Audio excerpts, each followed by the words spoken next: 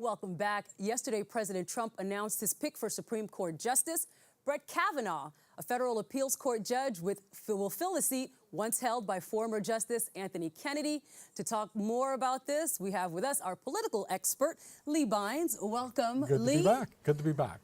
Awesome. Good to see you. So now, what we want to know is, what does this appointment mean for America? Well, you know what, broadly speaking, it means that life significantly is going to change for a lot of people. Not quickly, not overnight, but it will happen insidiously. The fact that this individual was selected from the Federalist Society, a list off of that group, no matter what happens going forward, whether or not the Democrats are able to slow this down, they don't have the numbers to stop it whatsoever. So we know that this is going to happen, and even if they were able to stop Brett Kavanaugh, anybody on that list of 25 that was selected by the Federalist Society were thoroughly vetted, and they wanted somebody who was extremely conservative and the philosophy that they wanted to go onto the court. And that philosophy is one that everyone knows at this point, because the president is running a not pro-choice, a pro-life administration. As vice president is of the same ilk, that anybody that they would select is going to be looking at Roe v. Wade right out of the gate. Now, whether or not they're going to try and overturn it right away, probably not, but they will turn a lot of cases back to the states, go with the states' rights issue. So if the states decide that they would like to curtail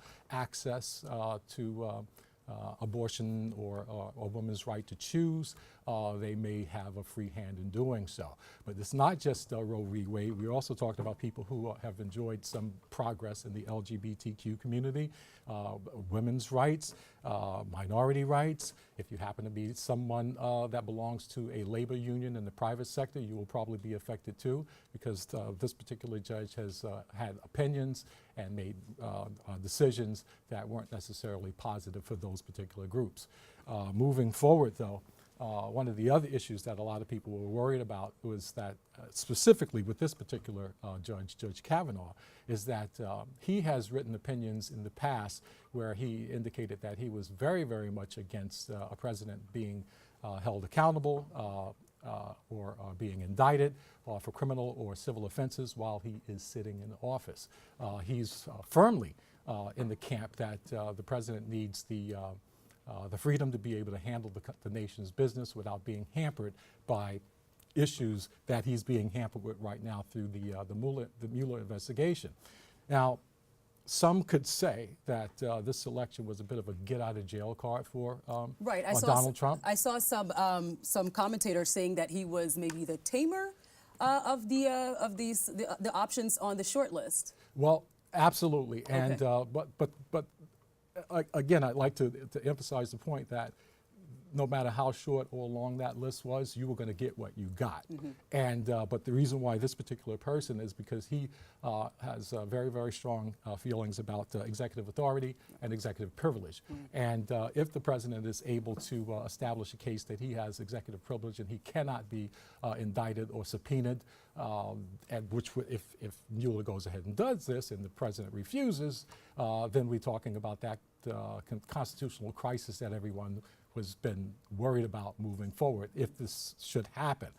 If this should happen and he's got a stacked court, which he does right now, then he's pretty much created a bit of a safety zone for himself. And the only other redress or options that Congress would have would be to go through the impeachment process. But what a lot of people don't understand, and I understand that passions are running high and would like to see this president impeached. Right now, the president enjoys a very, very strong support within the Republican Party. So what it's going to take in order to actually get him impeached, you're going to need a supermajority in the Senate. Right. And the fact that you would find 60 to 67 senators willing to impeach the president in this highly partisan charged environment is very unlikely. So the president may be able to skirt his way through this at least until he's out of office, and then any issues that the Justice Department or any legal jeopardy that he's in would be exposed, and we'll move forward there. But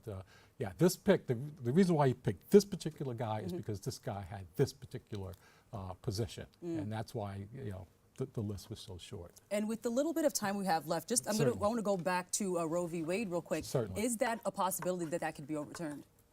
As I said, well, let's put it this way. Not one person on that list of 25 that was fully vetted by the Federalist Society was someone who would not try and do whatever they could to chip away at Roe v. Wade. So let's be very, very clear with that. Now, again, as I said before, whether or not they'll right out of the gate as soon as this person is concerned, they'll take up the issue. Probably not, because there'll be blood in the streets. People will be out in the streets protesting. But to be absolutely honest with you, no matter how much people protest, no matter how many impassioned speeches that they get, it will not change the philosophy that's just been established on this court. We are looking at another minimally 30 years of a very, very conservative court moving forward. The buzzards are already out circling around. I hate to be so crass and crude about this, but the buzzards are already circling Justice Ginsburg right now, 80 some odd years old. Health has been questionable over the last few years. If this person calling himself president in the Oval Office has an opportunity to put forth another justice, it's a done deal. All right. Well, there you have it. Thanks for staying tuned. We'll be right back after this.